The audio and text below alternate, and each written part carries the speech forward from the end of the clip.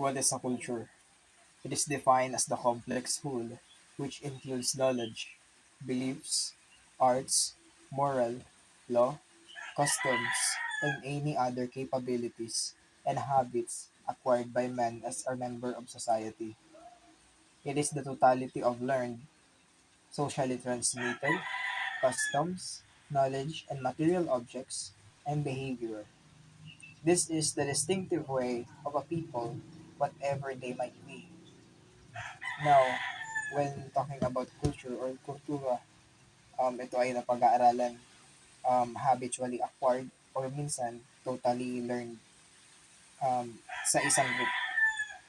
Pwede nating masabi na in terms of sa kanilang law or in terms of their moral values and then beliefs. And ito yung nakasanayan nila na paniwalaan and sundin. Now, when proceeding to functional cultures, the number one is culture provides identity to the people in the society. This is what separates commonwealth groups from each other. They are known by their distinct traditions and beliefs that they hold. Sa number one, function of culture, it is provides identity to the people in the society. Ibig sabihin, culture defines who are you and where you from, kung saan ka nagmula or saan group ka nanggaling. Kasi kung ano yung nakasanayan mong culture, yun din yung kultura na kinagisnan mo, kung ano yung natutunan mo dun sa lugar na pinanggalingan mo. And number two, culture mirrors the law and the land. Laws in one society is born out the norms which are socially acceptable, behavioral patterns in the community.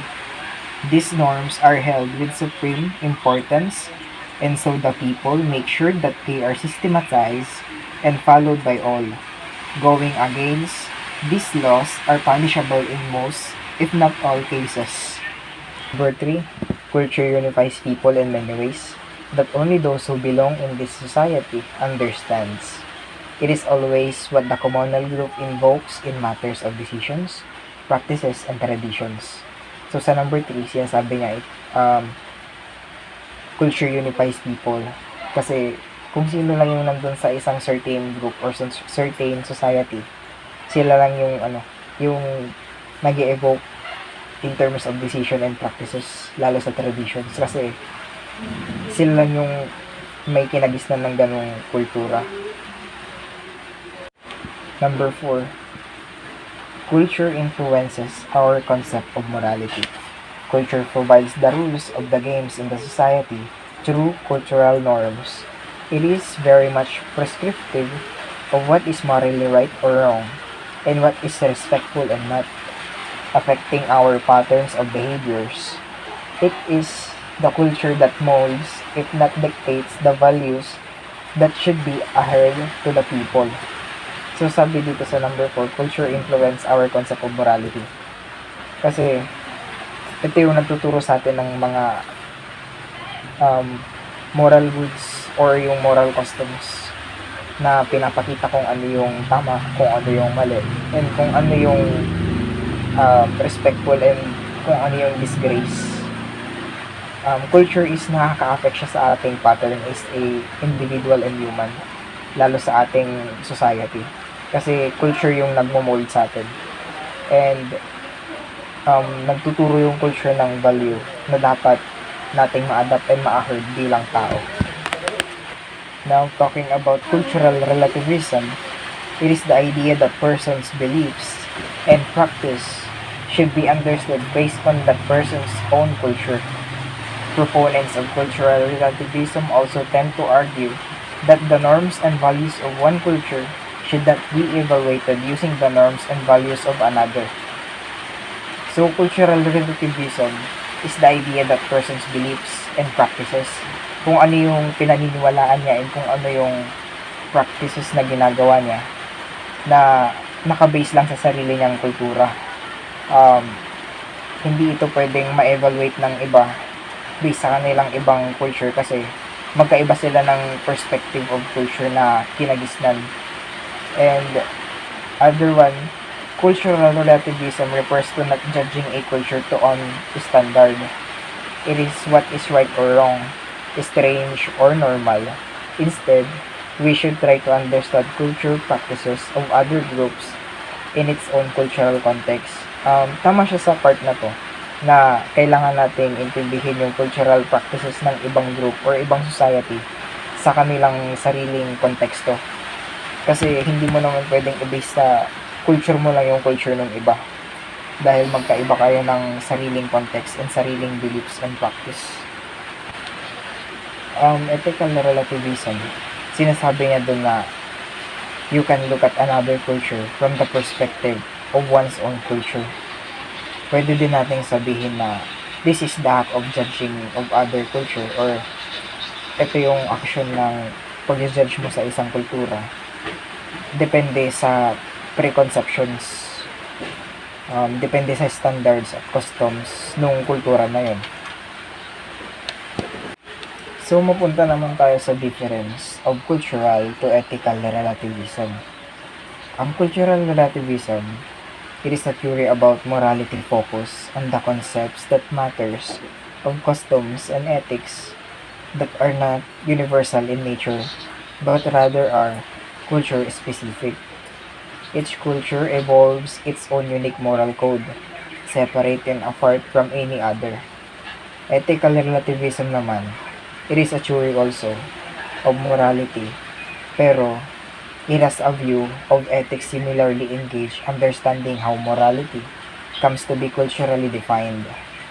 However, na yung formulation is quite different from that wide range of human habits or individual opinions drive the culture toward distinguishing normal good habits from abnormal bad habits.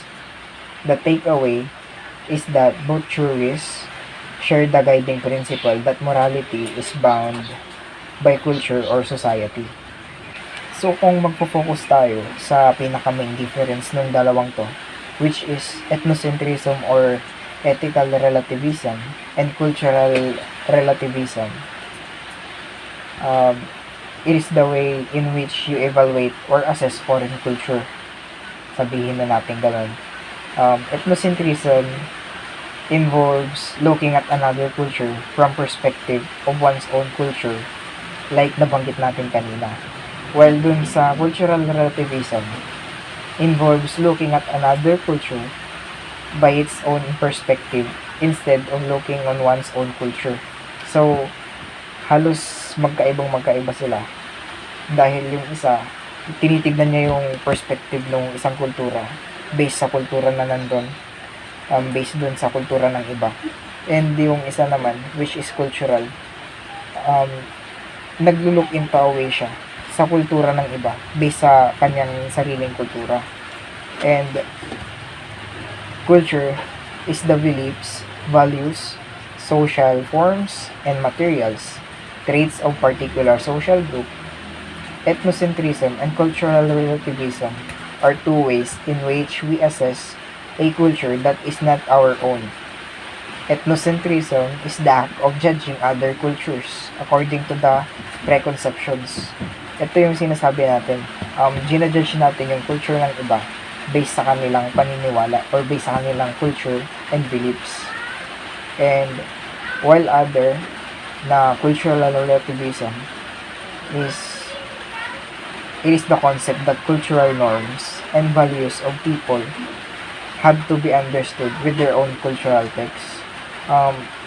Sinasabi dito na yung cultural relativism is may concept ng cultural norms and values na kailangan you need to understood with their own cultural context. Next, punta tayo sa forms of ethical relativism. Meron itong dalawang forms na ang una is personal or individual ethical relativism. Ang personal or individual relativism is ethical judgment and beliefs are the expressions of the moral outlook and attitudes of individual persons. There is no objective standards of right and wrong, in as such as the individual person is the basis of moral judgment. Any person has no right to say that others are correct or incorrect. An ethical relativism may say, I have my own view and you have yours. Neither my view nor yours is better or more correct. Ang mga example nito is senicide or geronticide, yung abandonment to death or killing of the elderly. Kasi during famines or other extremely difficult situations, the Inuit or the indigenous people of Northern America would leave their elderly to the ice to die. The individual relativists would say that no one, especially the outsider of this culture, has the right to say that the Inuit are wrong because their morality of such action depends on entirely on the individual Inuit beliefs. So, sinasabi niya dito na yung individual relativist, pwede niya sabihin na no one, especially outsider of this culture, has the right to say na tama sila or mali sila. Next natin is yung pangalawa, social or cultural ethical relativism. Ethical values and beliefs vary from society to society. The basis of moral judgments lies in these social or cultural views. No society's view is better than any other transcultural sense. No society has the right to say that particular culture of a certain society is wrong. Example, the ancient Indian practice or sati or suti, a practice of burning a wife alive in the funeral pyre of her deceased husband. So, merong mga beliefs yung ibang culture na hindi mo pwedeng masabi na mali. Gaya nung dito sa ancient Indian na sinusunog sa apoy yung babae kapag yung asawa nila is namatay sa or sinusunog yung babae sa funeral kapag yung asawa nila is namatay na and ililibing. The strength and weaknesses of cultural relativism. The strength of cultural relativism is that promotes greater diversity and understanding of ethical differences, and reduces the likelihood of the imperialist imposition of values. The weakness of cultural relativism is its propensity towards quietism, which may compromise action to protect human rights.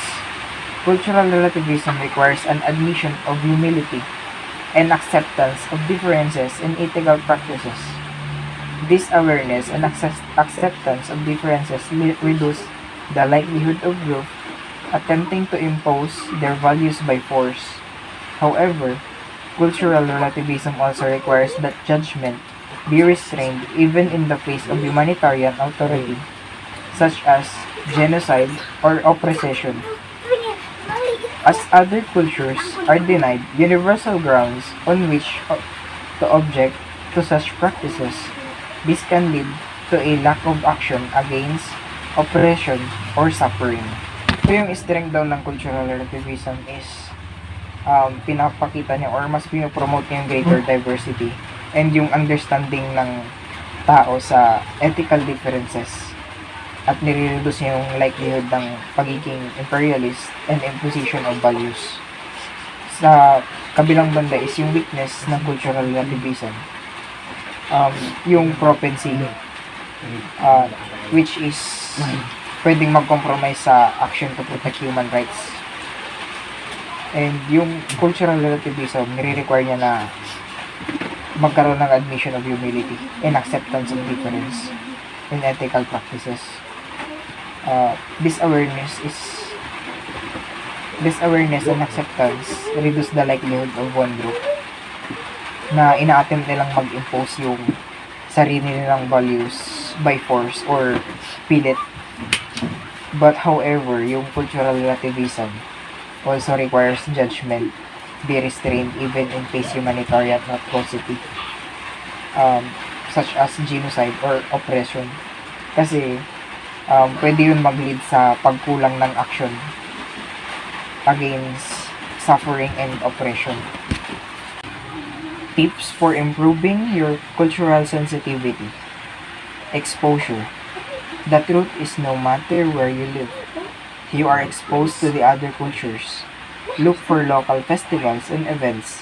Focus on other cultures. So, try mong i-expose yung sarili mo sa kultura ng iba para malaman mo na hindi lang iisa yung kulturang pwede mong makagisnan and mapag-aralan. Next is number 2, education. Understanding the culture, practices of others can make you break an interaction. We show respect by observing those practices. So knowing that not to do is crucial. Learn about other cultures by reading online magazine, journals, or blogs. Pwede kang matuto ng kultura ng iba sa pagbabasa ng mga journals, ng mga articles, or pag-observe sa mga ibang tao sa kanilang ibang cultural practices na ginagawa. Number 3 is curiosity. Being cultural curious, it doesn't mean that you have to sell everything and become a backpacker. You can start small by going to a local restaurant to try a new food. Ask questions like, is this how this dish traditionally served in your country? So, pwede mong ma-improve yung cultural sensitivity mo sa pagpunta din ng mga lugar na kung saan nagsiserve sila ng mga iba't ibang cuisine na galing sa iba't ibang lugar, and siniserve yun depende sa kung anong culture yung lugar na meron. And pwede mo silang tanungin kung ganun din ba yung way ng pag-serve nila ng pagkain na yun sa lugar na yun. Next is number 4, last na to, self-awareness. Knowing more about your own culture is the most important part of your developing cultural sensitivity. You can expect to truly understand someone's culture and someone else until you know yourself. Start by answering a simple question. What makes you and your culture unique?